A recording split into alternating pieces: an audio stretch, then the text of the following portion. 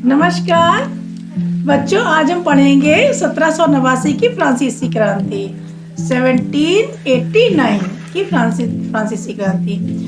आज हम फ्रांसीसी क्रांति के कारणों को पढ़ेंगे।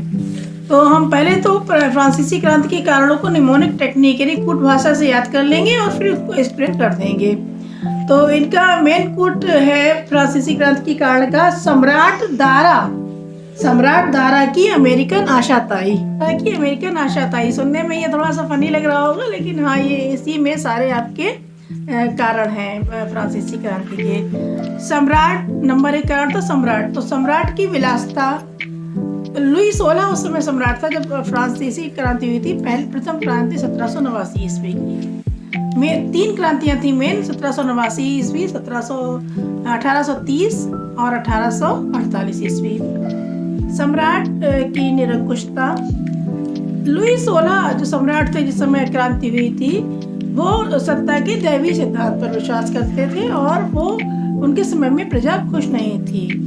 उनकी निरंकुशता और लुई 16 की रानी जो थी मेरी अंत्यातनेत, उनकी विलासिता, फिजूल खर्ची और बहुत सख्त कानून, इन सब के चलते फ्रांसीसी जनता जो थी वो त्रस्त थी। दूसरे प्रमुख कारणों में दार्शनिक कारण। उस समय फ्रांस में जो बौद्धिक जागरण था, जो बुद्धिजीवी थे, रूसो, वॉल्टेयर, दिदरो आदि, उन्होंने अपनी लेखनी के द्वारा फ्रांस की जनता को जागरूक करने का काम किया और अपने अधिकार को अगर न मिले तो छीनने के लिए प्रोत्साहित किया। अगला है राजनीतिक कारण।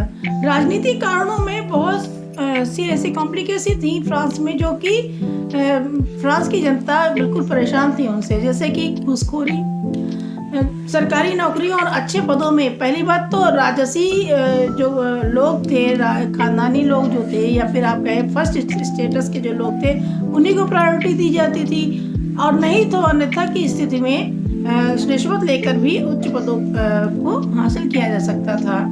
दूसरी चीज थी कि यहाँ की जो न्याय व्यवस्था थी वो बड़ी अनुचित थी। फ्रांस में एक क्षेत्र से दूसरे क्षेत्र जाने पर अलग अलग कानूनों का सामना करना पड़ता था। अगर किसी एक क्षेत्र में रहने वाले व्यक्ति को दूसरे क्षेत्र के कानून की जानकारी नहीं है तो वो वहाँ बेवजह फंस जाता था कि उसने तो अपराध, उसे पता था कि उसने अपराध किया ही नहीं, लेकिन वहाँ पर वो उसका जो काम था वो आपराधिक श्रेणी में आता था। तो इस तरह की कानून व्यवस्था से भी फ्रांस के निवासी बहुत ही ज़्यादा त्रस्त थे।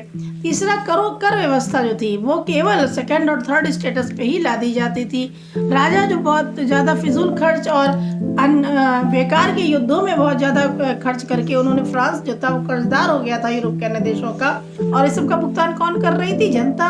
जनता में भी सेकंड और थर्ड स्टेटस के लोग। समाज 3 भागों में विभक्त था। स्टेटस फर्स्ट में अभिजात लोग आते थे जो राजसी खानदान से संबंधित थे अथवा बड़े उच्च सरकारी पदों पर थे, यानी अमीर लोग थे, अभिजात लोग।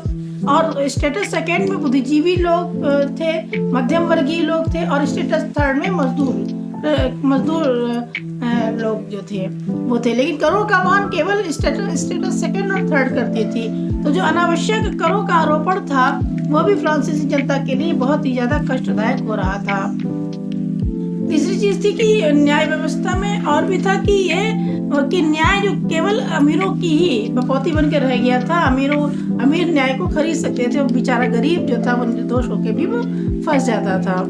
इस तरह की राजनीति बिल्कुल ही ज्यादा कलुषित और बहुत ही बेकार हो गई थी, जिसका कास्या कूटनीति का यहाँ पर ये है कि दरबार में षड्यंत्र और कूटनीति की भरमार थी, जिसके कारण कोई भी राजा को सही सलाह नहीं दे रहा था।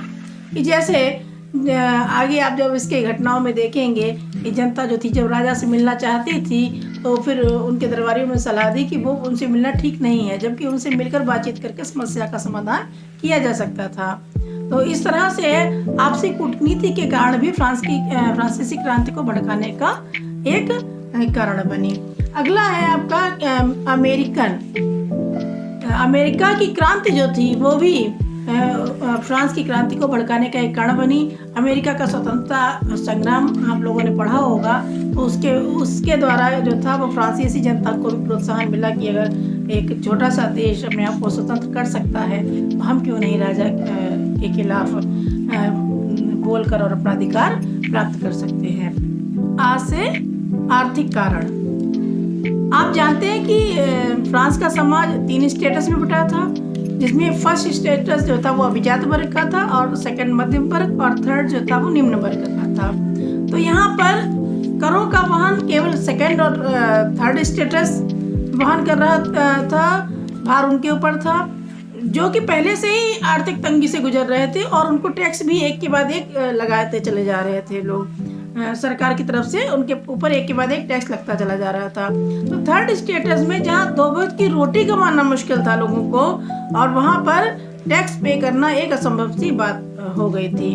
तो लुई 16 और उनकी रानी मेरी अंतर्तनेत के अय्याशियाँ, फिजूल खर्ची और बेकार के युद्धों में बिल्कुल भाग लेना, जहां उनका कोई मतलब नहीं है, ऐसे युद्धों में जबरदस्ती घुसना और दूसरे देशों को आर्थिक सहायताएं देना, और इसके बदले में और कर्ज लेना विदेशों से, और उसकी क्षतिपूर्ति करने के लिए अपनी ही जनता के ऊपर कर लगाना। इससे फ्रांस की गरीब जनता की भावनाएं भड़क रही थी, और उनको लग रहा था कि एक न एक दिन ऐसा करने से तो एक न एक दिन हम भूखे मर जाएंगे। तो इससे अच्छा है कि हम लड़कर मरें, हम लड़कर अपने अधिकारों को मांगे। मरना तो वैसे भी है, अगर हम चुपचाप बैठे रहे तो इस तरह की करारोपण से और इस तरह की आर्थिक तंगी से तो हमें भूखे मरना है। इसके बदले में हम अपना बलिदान दें, ताकि कम से कम याद रखा जाए, और अगर हम जीत गए, अपना अधिकार लेने में सक्षम रहे, तो हमारी पीढ़ियां जो है वो सुधर जाएंगी, बन जाएंगी। तो आर्थिक कारणों का भी बहुत ज़्यादा महत्वपूर्ण भूमिका रही है फ्रांसीसी क्रांति में। अगला है सामाजिक कारण। सामाजिक कारणों में, जैसा कि आपको हमने अभी बताया कि 3 स्टेटस में समाज विभाजित था। फर्स्ट स्टेटस जो अभिजात वर्ग था, उसका हर जगह सम्मान था।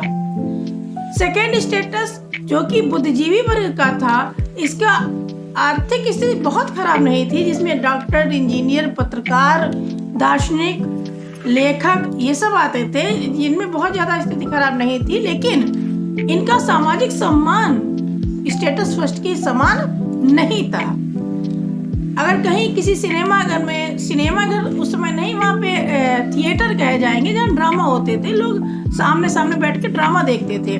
तो ऐसे थिएटर्स में ये लोग जो है वो टिकट लेते थे, लेकिन फुल पे करने के बाद भी अगर कोई अभिजात वर्ग का सदस्य आ जाता तो उन्हें अपनी सीट से उठना पड़ता। इनके लिए केवल रिजर्व थी पीछे की सीटें, आगे की जो भी सीटें थी वो अभिजात वर्ग के लिए थी, चाहे वो टिकट लें और चाहे न लें। अगर कोई बड़ा अधिकारी है और अगर कोई वास्तव में इस योग्य है जिसके लिए कुर्सी से उठा जा सके, तब तो बात समझ में आती है।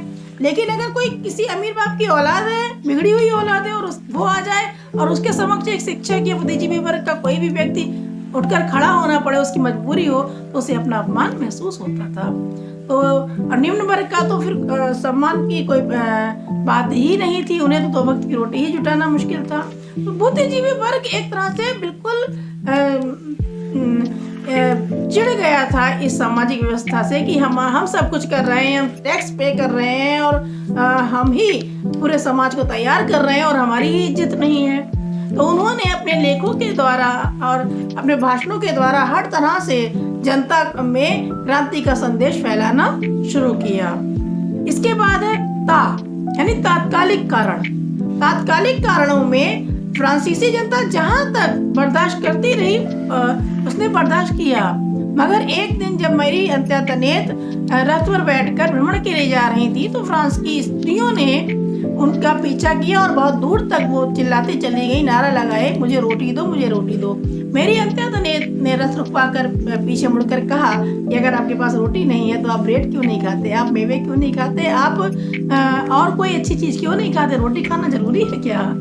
तो अब फ्रांस की जनता समझ गई थी कि जिसे ये नहीं पता कि रोटी और मेवे की कीमत में क्या अंतर है, इसे यही नहीं पता कि आर्थिक तंगी क्या होती है, गुजर बसर कैसे की जाती है, तो ये हमारी मदद क्या करेगी।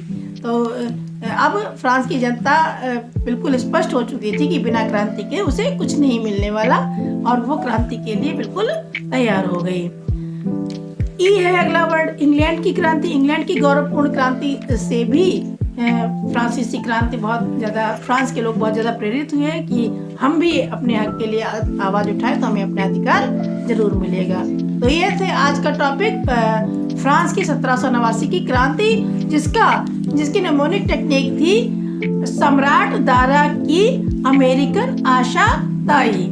इसको हम एक बार फिर से रिवीजन कर लेते हैं। सम्राट दारा, दा से दार्शनिक, रा से राजनीतिक, की से कूटनीतिक, अमेरिकन अमेरिकी क्रांति, आर्थिक, सामाजिक, ता से तात्कालिक और ई से इंग्लैंड की क्रांति। तो ये हमारे पूरे कारण बहुत छोटे से एक शॉर्ट नोट में तैयार हो गए और आशा है आप लोगों को याद हो जाएंगी आसानी से। अब हम लोग अगले वीडियो में मिलेंगे इस 1789 की फ्रांसीसी क्रांति की घटनाएं और परिणाम को लेकर। तब तक के लिए धन्यवाद, बाय बाय।